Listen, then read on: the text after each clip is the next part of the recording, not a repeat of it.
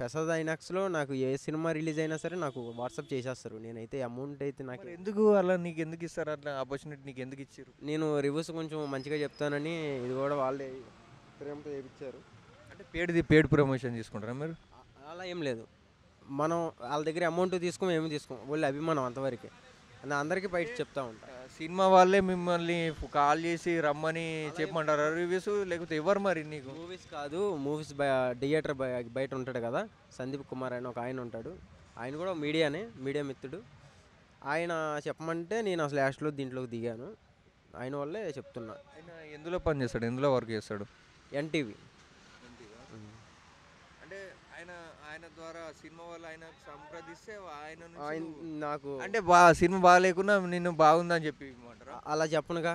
Cinema చూసాకే అది కరెక్ట్‌గా ఉందా, తప్పు ఉంటే తప్పు గురించే మాట్లాడతా, బరాబర్ మాట్లాడతా. ఎందుకంటే అక్కడ ఏది ఉందో అదే మరి తప్పుంటే మళ్ళీ మీకు నెక్స్ట్ సినిమాకి అవకాశం ఇవ్వరు కదా? ఇవ్వకపోయినా పర్లేదు. అక్కడ జనాలకు తెలియాలి కదా, మెసేజ్ అన్నది తెలియాలి. ఇప్పుడు మనం మాట్లాడినందుకు ఒక 10 మంది చూసి మన మాటలు నమ్మి సినిమాకెళ్తారు.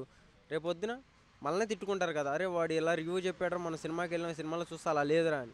సో కరెక్ట్ అందులో ఏ పాయింట్ అయితే ఉందో ఆ పాయింట్ గురించే మాట్లాడతాను నేను. మరి అందరు అంటుంటారు ప్రసాద్ ఐమాక్స్ కాడ అక్కడ పెయిడ్ ప్రమోషన్స్ జరుగుతాయి అక్కడ అంతా. అవి జరుగుతాయి కానీ మేము పట్టించుకోమన్నా. అసలు నేను ఇప్పుడు దాకా అందులో నువ్వు ఒకనివి కాదా? లేను. అసలు ఇప్పుడు దాకా ఫ్రీ టికెట్స్ అంటున్నావు కదా? ఇప్పుడు దాకా అంటే ఫ్రీ అంటే నేను డబ్బులు ఇవ్వను, ఆయనే పెట్టుకొని నాకు తీసుకెళ్తాడు.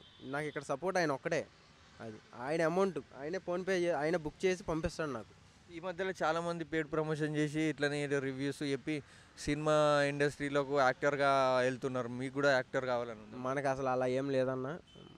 జస్ట్ చెప్తున్నాను అంతే. అక్కడ good is bad is good ఏదో అయితే దాని గురించి నేను మాట్లాడుతున్నాను తప్ప వేరే దేని గురించి కూడా నేను మాట్లాడను. అది అలాగే రవితేజ అంటే ఒక మహారాజు. అలాంటి హీరో సంక్రాంతి బరిలో ఉండి ఇప్పుడు తప్పుకోవడానికి కారణం? తప్పకుండా ఇస్ బెటర్ ఆప్షన్ అన్న. చాలా మంచి పని చేశాడు నాకు తెలిసి. ఎందుకంటే ఆయన ఫ్యాన్స్ ఎంత తిక్కన కొడుకులో మామూలుగా కాదు, వేరే లెవెల్. సో ఇంతమంది పోటీల్లో వేరే వేరే హీరోలు సినిమాలే వస్తున్నాయి. ఇప్పటికే ఇంకా గొడవలు అయితే కొట్టుకుంటారు కూడా థియేటర్లలో. కానీ వాళ్ళ అభిమానులు కూడా రవితేజ అభిమానులకు ఏమనిపిస్తుంది అంటే మేము ఏదో వెనుకకు తగ్గాము మా వీళ్ళు. రవితేజ ఫ్యాన్స్ ఎలా ఉంటారంటే ఆ అన్నయ్య ఏదైతే పాయింట్ తీసుకున్నాడో ఆ పాయింట్కి 100% వాళ్ళు ఉంటారు. మేము వెనక్కి వెళ్ళిపోయాము, భయం పడ్డాము, ఈ సినిమాల ముందు మా సినిమా పనిచేయదని అలా ఎప్పుడు అనుకోరు. వాళ్ళు వేరు అసలు. అది కానీ ఎప్పుడు కానీ సంక్రాంతికి మూవీ ఇంట్లో గారెలు అవి ఇవి తిని మటన్ చికెన్ తిని ఆడ ఆటలు కోడిపందాలు అవి ఇవి చూసి అక్కడ సినిమాకి వెళ్తారు. కానీ మన ఈ favourite hero Raviteja Eagle movie లేదని బాధ అనిపించదా?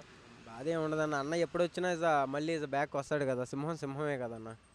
అది పండుగ అన్నంత ఉండదు కదా. ఫిబ్రవరి అనేది ఏదో ఇక మనసు గడిపోతుంది. కొంచెం బాధ ఉంటుంది, ఫ్యాన్స్కి ఉండకుండా ఉండదు. కాకపోతే ఏంటంటే ఆయన ఫొటోస్ అవి వీడియోలు అవి పెట్టుకొని స్టేటస్లు పెట్టుకుంటారు తప్ప ఉంటుంది. బాధ ఉండకుండా ఎందుకు ఉండదు? మన హీరో ఏంద్ర ఇలా అన్నాడు అని ఉంటుంది. జస్ట్ చూడాలి. రవితేజకి అయితే ఆన్సర్ చెప్పొచ్చు అంటారా? 100% పక్కా మంచి ఆలోచన తీసుకొని డ్రాప్ అయ్యాడు ఆయన. వేరే లెవెల్ అది.